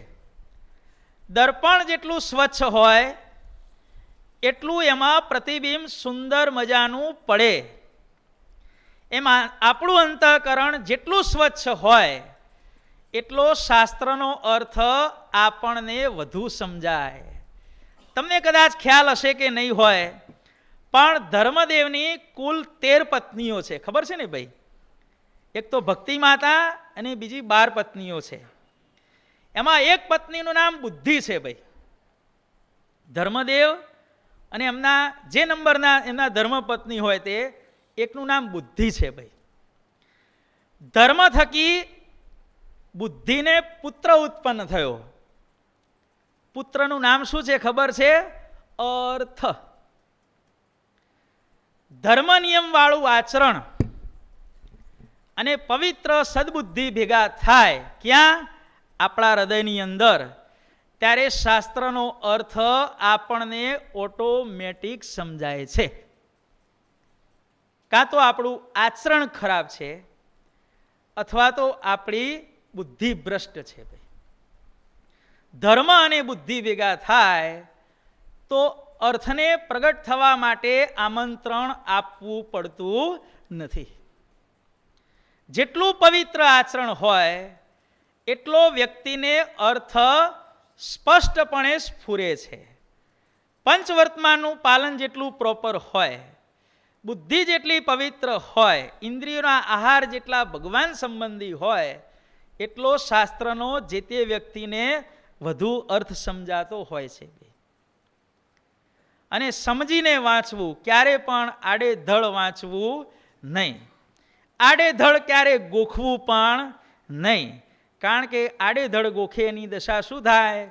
એની નેપોલિયનની એક સુંદર મજાની વાર્તા કહેવામાં આવેલી છે ભાઈ, કે નેપોલિયને એક પછી એક બધા દેશો જીતવાના શરૂ કર્યા. એમાંથી એક દેશમાંથી એક છોકરો મિલિટરીમાં ભરતી થયો ભાઈ. પણ પ્રોબ્લેમ શું થયો કે આ છોકરાને ફ્રેન્ચ ભાષા નહોતી આવડતી. ટ્રેનિંગ લીધી, તૈયાર થઈ ગયો, 2 લડાઈઓ પણ લડ્યો અને ખબર પડી કે નેપોલિયન બાદશાહ આપણી છાવણીની મુલાકાતે આવવાના છે. કે હવે પેલાને ફ્રેન્ચ ભાષા આવડે નહીં. આગળ બીજી ખબર પડી કે નેપોલિયન ગમે તે વ્યક્તિને, ગમે તે સૈનિકને પૂછી અને એની જોડે વાતચીત કરે છે. કે હવે પેલાને ફ્રેન્ચ ભાષા આવડતી નહોતી અને આ સૈનિક જબરજસ્ત ટેન્શનમાં આવ્યો કે હું કદાચ ઊભો હોઈશ અને નેપોલિયન જો મારી જોડે આવશે તો મારે જવાબ શું આપવો. આજુબાજુવાળા સૈનિકોએ કહ્યું, કેમ યાર તું ચિંતા કરે છે, કે મને કશું આવડતું નથી, નેપોલિયન આવશે તો હું શું જવાબ આપીશ. ત્યારે સૈનિકોએ કીધું, જો ભાઈ એમાં બહુ ટેન્શન લેવાની જરૂર નથી. કે નેપોલિયન આવે આપણા જેવા સામાન્ય માણસને શું પૂછે, કે જો કે બાદશાહ જ્યારે આવે છે ને ત્યારે સૌથી પહેલો સવાલ પૂછે છે, તમારી ઉંમર કેટલી છે? તારે કહેવાનું 22 વર્ષ. કેટલા વર્ષ થયા તને? કે 22 વર્ષ. બીજો સવાલ પૂછે, કેટલા વર્ષથી મિલિટરીમાં છો? ભાઈ તું કેટલા વર્ષથી છે? કે 2 વર્ષથી. સારું, 2 વર્ષ કહેજે. અને ત્રીજો સવાલ પૂછે, આપણે છેલ્લી જે 2 લડાઈઓ લડ્યા એમાંથી તમે કેટલામાં ભાગ લીધેલો? ભાઈ કેટલામાં હતો? કે બંનેમાં હતો. બંને. 3 શબ્દો ગોખાઈ દીધા ફ્રેન્ચ ભાષાના, 22, 2, બંને. અને પેલો સ્વામિનારાયણ જેમ આપણે માળા ફેરવીએ ને ભાઈ, એમ ગોખવા માંડ્યો. 22, 2, બંને, 22, 2, બંને, 22, 2, બંને, 22, 2, બંને. અને એમ કરતાં કરતાં નેપોલિયન આવ્યો. બધા સૈનિકો આમ એટેન્શનમાં ઊભા હતા અને પેલો સૈનિક જબરો ટેન્શનમાં હતો અને આમ હોઠ ફફડાવતા 22, 2, બંને, 22, 2, બંને, 22, 2, બંને, 22, 2, બંને, 22, 2, બંને ગોખવા માંડ્યો બરોબર. નેપોલિયનની નજર પડી કે આ સૈનિક જુદા જ પ્રકારની આઈટમ લાગે છે. કે આ હોઠ ફફડાવે છે, કે શું બોલી રહ્યો છે. કે નેપોલિયન સીધો એની પાસે જઈને ઊભો રહ્યો. પ્રશ્ન પૂછવાનો ક્રમ શું હતો? ઉંમર કેટલી, કેટલા વર્ષથી મિલિટરીમાં છો, કેટલી લડાઈઓ લડ્યા હતા. પણ આ વખતે નેપોલિયને થોડુંક બદલ્યું. શું પૂછ્યું? કેટલા વર્ષથી મિલિટરીમાં છો? 22 વર્ષથી. કે અલ્યા હજી તો મૂછનો દોરો ફૂટું થઈ રહ્યો છે. 22 વર્ષથી મિલિટરીમાં છું એમ કે છે. ચાલો શું હશે? કે 22 વર્ષથી મિલિટરીમાં છો. સારું, તમારી ઉંમર કેટલી છે? 2 વર્ષ. કે શું? 22 વર્ષથી મિલિટરીમાં છું અને મારી ઉંમર માત્ર 2 વર્ષની છે. ત્યારે નેપોલિયનને થયું કે કાં તો આને સમજવામાં મિસ્ટેક થઈ છે, કાં તો મારે મિસ્ટેક થઈ છે, કાં તો હું મૂર્ખ છું, કાં તો એ મૂર્ખ છે. નેપોલિયને ત્રીજો ફ્રેન્ચ ભાષામાં સવાલ પૂછ્યો કે મિસ્ટર સોલ્જર, તમે મૂર્ખ છો કે હું મૂર્ખ છું? ત્યારે સિપાહીએ શું જવાબ આપ્યો? બંને. જો ભાઈ, સમજ્યા વગર ગોક કરો પછી છેલ્લે જ્યારે પ્રવચન કરવા ઊભું થવાનું થાય એટલે સમજ્યા વિના ગોખ્યું હોય એનું હંમેશા આવું ભોપાળું થાય. ભાઈ ક્યારે પણ 22, 2, બંને, 22, 2, બંને, 22, 2, બંને આવો ધંધો ક્યારે પણ કરશો નહીં. સમજ્યા વિના ગોખવાથી મહારાજ કે આવું થાય. હવે આપણે મૂળ ગ્રંથ ઉપર આવીએ કે આ પ્રમાણે જીવન પ્રાણ સ્વામી બાપા ગ્રંથની શરૂઆત કરે છે. પ્રસંગ કઈ રીતે બન્યો ગ્રંથની રચનાનો? જીવન પ્રાણ સ્વામી બાપા કહે છે કે એકદા સરસપુરે કૃત્ય નીતિ વિધિ મમ ગુરુ દયા ત્યાગવતામ તથા ગૃહિણામ સંસદી એત્ય મુદા નિજાસને આસ્ત. એક સમયે સરસપુર મંદિરને વિશે મારા ગુરુ ઈશ્વર બાપા સંતોને હરિભક્તોની સભામાં બિરાજમાન તે હતા. મારા ગુરુ કેવા હતા? જીવન પ્રાણ સ્વામી બાપા કહે છે કે વચનામૃતના આચાર્ય હતા. સકલ પ્રાણી હિતેક તત્પર. ભગવાનના શરણે આવેલાનો મોક્ષ કેમ થાય, મૂર્તિ સુખે સુખીઓ કેમ થાય, એના માટે સદાય તત્પર. સતતમ હરે સુનિદેશ્ય પરિપાલક. શ્રીજી મહારાજની કહેલી સાધુના ધર્મની આજ્ઞાઓમાં અણિચુસ્ત વર્તનારા. તથા સકલાન ગૃહિણ ત્યાગી જનાન નિજ ધર્મ વર્તમસુ સતતમ આદરાત વર્તયિતુમ ક્ષમ આસીત. પોતે વર્તા હતા અને પોતાના આશ્રિતોને પણ વર્તાવતા હતા. જે ભગવાનની સર્વોપરી ઉપાસના કરતા હતા, સકલ જ્ઞાન ખની, સમગ્ર જ્ઞાનનો જે ભંડાર હતા, દયાનિધિ હતા, વ્યવહાર ભૃષા અરુચિ, વ્યવહારની અંદર જેમને અત્યંત અનાસક્તિ હતી, વિષયેષુ ગતસ્પૃહ, જેમને જગત સંબંધી પંચ વિષયમાં કોઈ પ્રકારનો રસ નહોતો, આવા મારા ગુરુ એક સમયે સભાની અંદર વિરાજમાન તે હતા. અને એ સમયે જીવન પ્રાણ સ્વામી બાપા કહે છે, તેન પ્રેરિતમ મયા પૃષ્ટમ, એમની પ્રેરણાથી સભાની અંદર મેં ઊભા થઈ અને ગુરુદેવને મેં પ્રશ્ન પૂછ્યો, હે કરુણામ બોધે, હે સદગુરો, હે સ્વામીન, હે શિષ્ય વત્સલ. ગુરુદેવને બધાએ સ્વામી બાપા વિશેષણો આપે છે કે ભૂતમ ભવત ભવિષ્યત સર્વમ સર્વથા જાનાસી. ગુરુદેવ, તમે ભૂતકાળ, વર્તમાનકાળ અને ભવિષ્યકાળને જાણો છો. તો હું તમને એક પ્રશ્ન પૂછું છું કે સર્વે મુમુક્ષુ જનોએ સર્વે મુમુક્ષુભિઃ સ્વીય આત્યંતિક મુક્તયે ભુવિ આશ્રિતવ્ય ક ગ્રંથ અસ્તિ. મુમુક્ષુએ પોતાના આત્યંતિક કલ્યાણને માટે કયા શાસ્ત્રનું વાંચન કરવું જોઈએ? યત બાપાશ્રી પ્રોદિતમ જ્ઞાનમ અલૌકિકમ સ્વામિનારાયણસ્ય સર્વોપરિત્વ બોધક ચ અસ્તિ એવ તથૈવ અનાદિમુક્તાનામ સ્થિતે પરમ શુભમ જ્ઞાનમ યસ્મિન શાસ્ત્રે ઉક્તમ ભવેત તદ જ્ઞાત્વા જન સૌખ્યમ વ્રજેત. સ્વામિનારાયણ ભગવાનના કરવામાં આવેલા સર્વોપરીપણાના સિદ્ધાંતોના જે ગ્રંથો છે, બાપાશ્રી દ્વારા જે ગ્રંથો કરવામાં આવ્યા છે, એ ગ્રંથોનું જો વાંચન કરવામાં આવે, તેમાંના કેટલાક ગ્રંથોના હું તને આજે નામ આપું છું. સર્વ જીવ હિતાવહ એવા પ્રશ્નનો મારા ગુરુદેવ ઉત્તર આપે છે. શ્રી રહસ્યાર્થ પ્રદીપિકાખ્યયા ટીકયા યુત વચનામૃત નામક ગ્રંથ દિવ્ય શર્મદ અસ્તિ.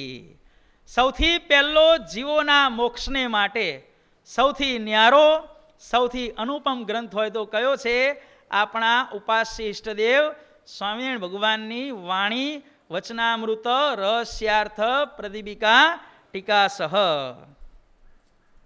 273 વચનામૃતો છે ભાઈ.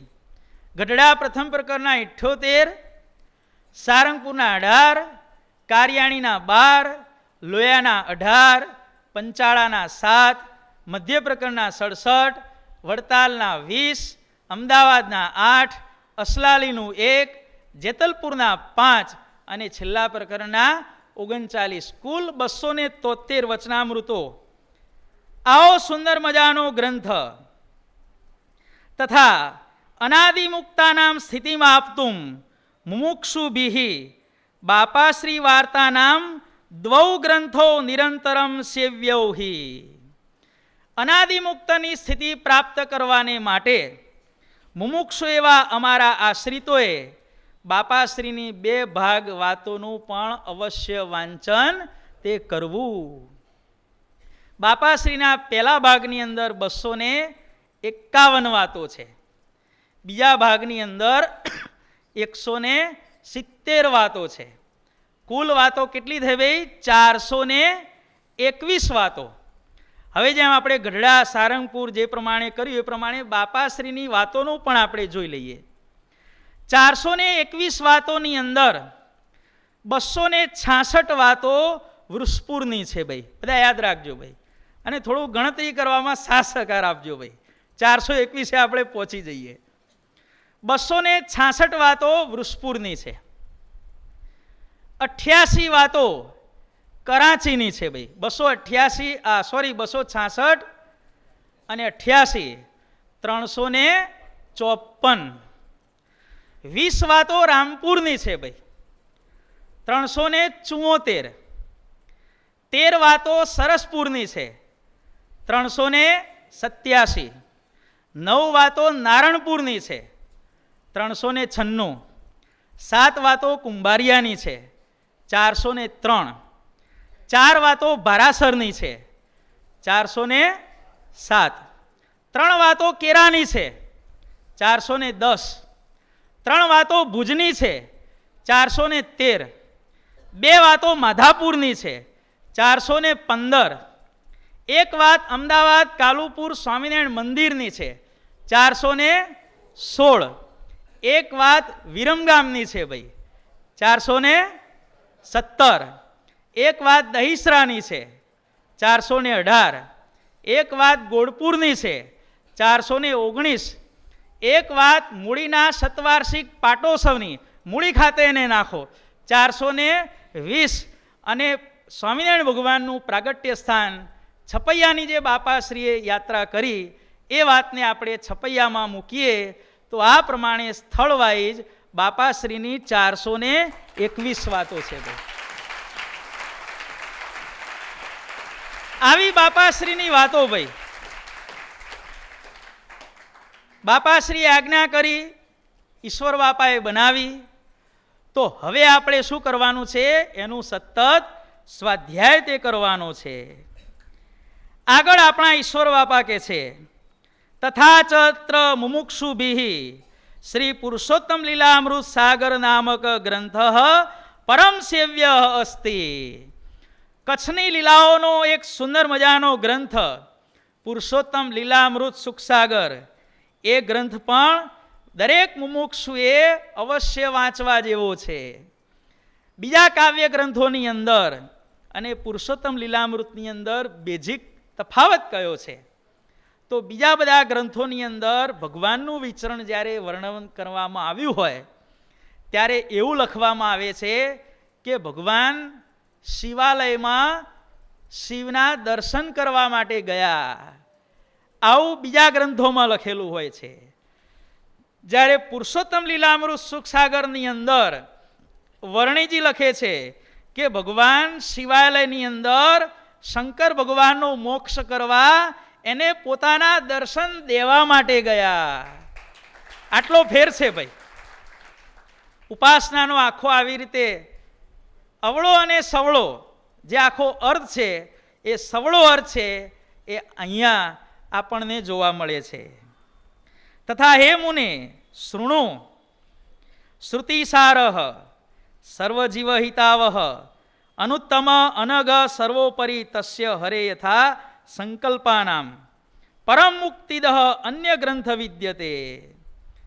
પછી આપણા ઈશ્વર બાપા આપણા જીવન પ્રાણ સ્વામી બાપાને કહે છે કે એક બીજો શ્રુતિઓનો સાર, અતિ સુખ કરનારો, સર્વ જીવના હિતનો કરનારો, જેના જેવો કોઈ ઉત્તમ ગ્રંથ નથી, પાપનો વિનાશ કરનારો.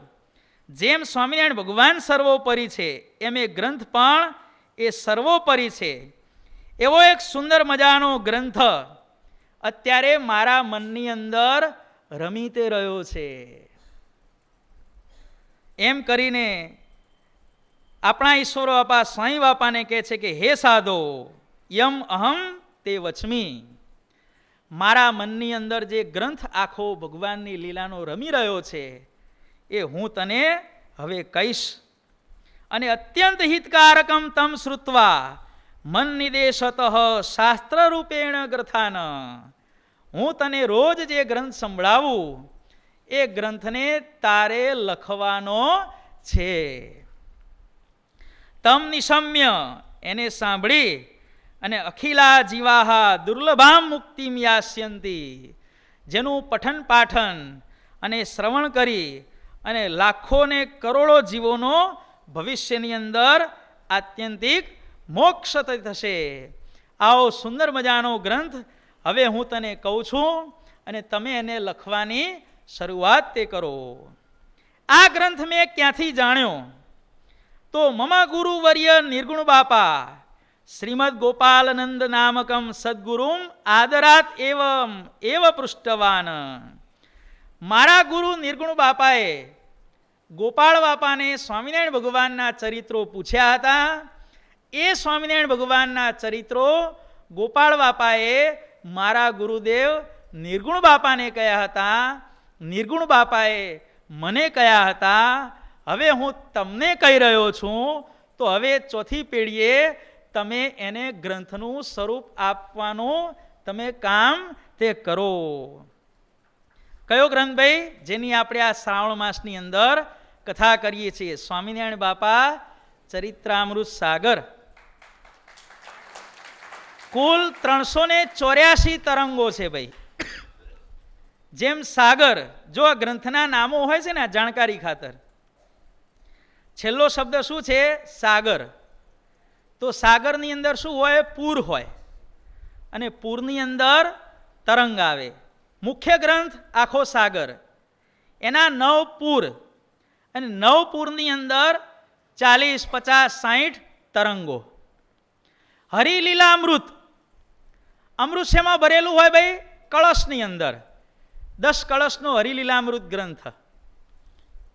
અને એ અમૃતને શું કરવાનું હોય ભાઈ? પીવાનું હોય.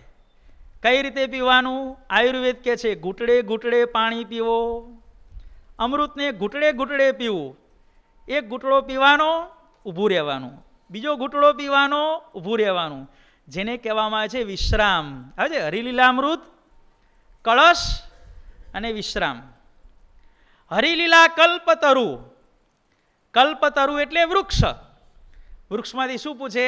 શું ફૂટે ભાઈ? ડાળીઓ ફૂટે. તો એના સ્કંદ છે ભાઈ. સ્કંદ એટલે એની ડાળીઓ બધી. જે પ્રમાણે ગ્રંથ હોય એ પ્રમાણે એના પેટા વિભાગના નામ હોય છે. સાગર એના 9 પૂર છે ભાઈ, અને 9 પૂરની અંદર કુલ 384 તરંગો છે ભાઈ. પહેલા પૂરની અંદર 51 તરંગો છે, બીજા પૂરની અંદર 56 તરંગો છે. કેટલા થયા ભાઈ? 107.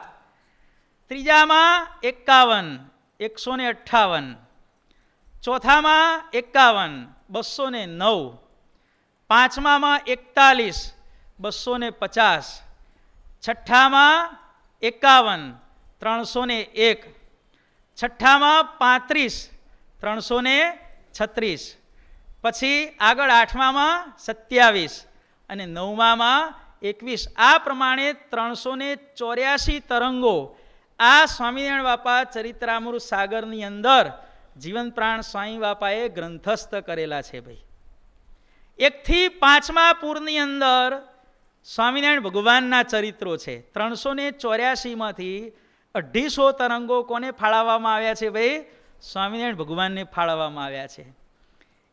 છઠ્ઠા પૂરની અંદર ગોપાળ બાપાના ચરિત્રો છે. 7મા પૂરની અંદર નિર્ગુણ બાપા અને બાપાશ્રીના સંયુક્તપણે ચરિત્રો છે. 8મા પૂરની અંદર બાપાશ્રી અને ઈશ્વર બાપાના ચરિત્રો છે. અને 9મા પૂરની અંદર ઈશ્વર બાપા અને સ્વામી બાપાના ચરિત્રો છે. આ પ્રમાણે સ્વામી બાપાએ એક ગ્રંથના એક પૂરની અંદર, એક તરંગની અંદર આપણે જો 50 શ્લોકની એવરેજ ગણીએ તો 384 અર્થાત 400 તરંગો આપણે ગણીએ તો 400 ગુણ્યા 20, 20,000 કરતાં પણ વધારે શ્લોકવાળો આ ગ્રંથ જીવન પ્રાણ સ્વામી બાપાએ માત્ર 6 મહિનાની અંદર રચી અને સ્વામિનારાયણ સંપ્રદાયને ભેટ આપ્યો છે. આ બધા ગ્રંથો રચાઈ ગયા તો જેમ આપણા પરમ પૂજ્ય આચાર્ય સ્વામીશ્રી આ ગ્રંથ જ્યારે રચાઈ ગયો ત્યારે 1997ની અંદર એ સમયના આપણા ભારતના રાષ્ટ્રપતિ ડૉક્ટર શંકર દયાળ શર્માના હસ્તે એનો વિમોચન વિધિ પણ આપણા પરમ પૂજ્ય આચાર્ય સ્વામીશ્રીએ કરાવ્યો ભાઈ. હવે આપણે શું કરવાનું છે? જે ગ્રંથો આપણને મળ્યા એનું આપણે શ્રવણ, મનન, નિધિધ્યાસ કરીએ. જ્યારે સ્વામી બાપાએ શરૂઆતની અંદર દીક્ષા લીધી ત્યારે જ્યારે ચાતુર્માસ આવે ને ત્યારે સ્વામી બાપા ચાતુર્માસની અંદર બાપાશ્રીની વાતોની 100 પારાયણો કરતા. 50 પારાયણ પહેલા ભાગની, 50 પારાયણ બીજા ભાગની. ચાતુર્માસના દિવસો કેટલા હોય ભાઈ? હે? શું 120? 120 વાળો ચાતુર્માસ બતાવો ભાઈ. કેમ? અષાઢમાં નોમ કપાઈ જાય, શ્રાવણમાં પાંચમ કપાઈ જાય, ભાદરવામાં તેરસ કપાઈ જાય, ના થાય બધું? શેના 120 ભાઈ? 116 કે 117 હોય ભાઈ, બહુ બહુ 118 હોય. અને એની અંદર 100 પારાયણો કરવાની, રોજ એક પારાયણ પૂરી કરવાની. બાપાશ્રીની વાતોનો એક ભાગ પૂરો કરવો હોય તો વાંચતા વાંચતા ઓછામાં ઓછો 12 થી 13 કલાકનો સમય જોઈએ. 12 કલાક 13 કલાકનો સમય કાઢી અને સાંઈ બાપાએ રોજ એક ગ્રંથની પારાયણ કઈ રીતે કરી હશે એ તો આપણે વિચારવાનું જ રહ્યું. અને અત્યારે જે આ 20-20 ક્રિકેટ રમાય છે ને ભાઈ, એ પણ 120 બોલની જ હોય છે. પણ ખરી 20-20 કોણ રમ્યું હતું ભાઈ? આપણા જીવન પ્રાણ સ્વામી બાપા રમ્યા હતા ભાઈ, કે જેમણે માત્ર 116 કે 17 દિવસની અંદર બાપાશ્રીની વાતોની 100 પારાયણો કરી હતી ભાઈ. બાપાએ આટલું કર્યું અને 100 પારાયણો બાપાએ કર્યા પછી બાપાએ એનો સાર કાઢ્યો. શું સાર કાઢ્યો? કે સ્વામિનારાયણ ભગવાન અને બાપાશ્રીમાં એક રોમનો પણ ફેર નથી. આ સાર કાઢ્યો ભાઈ સ્વામી બાપાએ. અત્યારે સંપ્રદાયની અંદર કોઈ પણ વ્યક્તિ બાપાશ્રીને શ્રીજી સ્વયં મૂર્તિ કહેતા અચકાય તો એનું સીધું અર્થઘટન એમ જ કરવાનું કે એના જે તે શાખાના જે અધિપતિ છે એણે ચાતુર્માસની અંદર બાપાશ્રીની વાતોની 100 પારાયણોનો નિયમ અત્યાર સુધી લીધો નથી. પહેલું અર્થઘટન આ કરવાનું. અથવા તો 100 પારાયણો જેણે કરી છે એના વચનમાં બિલકુલ વિશ્વાસ નથી. કાં તો 100 પારાયણો ચાતુર્માસમાં કરી નથી, કાં તો જેણે કરી છે એના વચનમાં વિશ્વાસ નથી. જે લોકો બાપાશ્રીને શ્રીજી સ્વયં મૂર્તિ કહેતા અચકાય છે એના માટેના કારણો આ 2 કારણો છે. તો આપણે બાપાશ્રીની વાતો, રહસ્યાર્થ પ્રદીપિકા ટીકા સ વચનામૃત, જીવન પ્રાણ સ્વામી બાપાનું કરેલું હરિજ્ઞાનામૃત કાવ્ય એ રોજ આપણે વાંચીએ તો ઈશ્વર બાપા, આપણા નંદ પદવીના સદગુરુઓ અને જે આપણા જીવન પ્રાણ સ્વામી બાપાએ દાખલો કરી અને જે કાણ સત્સંગ સ્થાપ્યો છે એ કાણ સત્સંગ અવશ્ય લેખે લાગશે ને લાગશે. શ્રુતિ નિકરમત ભ્રમાપહારી સકલ જનૈરભિસેવનીય એશ હરિવર ચરિતાંબુ રાશિ જય હરિવર ચરિત્રાંબુ રાશિ જયતિ તરામ ભુવિ સર્વશાસ્ત્ર સાર. ઇતિ શ્રી સ્વામિનારાયણ ગાદી આદ્યાચાર્ય પ્રવર સનાતન ધર્મ સમ્રાટ ધર્મ ધુરંધર અષ્ટોત્તર સહસ્રોપમ જીવન પ્રાણ શ્રી મુક્ત જીવન સ્વામી બાપા વિરચિતે શ્રી સ્વામિનારાયણ બાપા ચરિત્રામૃત સાગરે શ્રી કાણ સત્સંગ શાસ્ત્રે પ્રથમ પ્રવાહે શ્રી હરિ પ્રાર્થના નામ પ્રથમ સ્તરંગ. બોલો અક્ષરધામના અધિપતિ સ્વામિનારાયણ બાપાની જય. ઘનશ્યામ મહારાજની જય. હરે કૃષ્ણ મહારાજની જય. સહજાનંદ બાપા શ્રી જય. સદગુરુ શ્રી જય. સ્વામિનારાયણ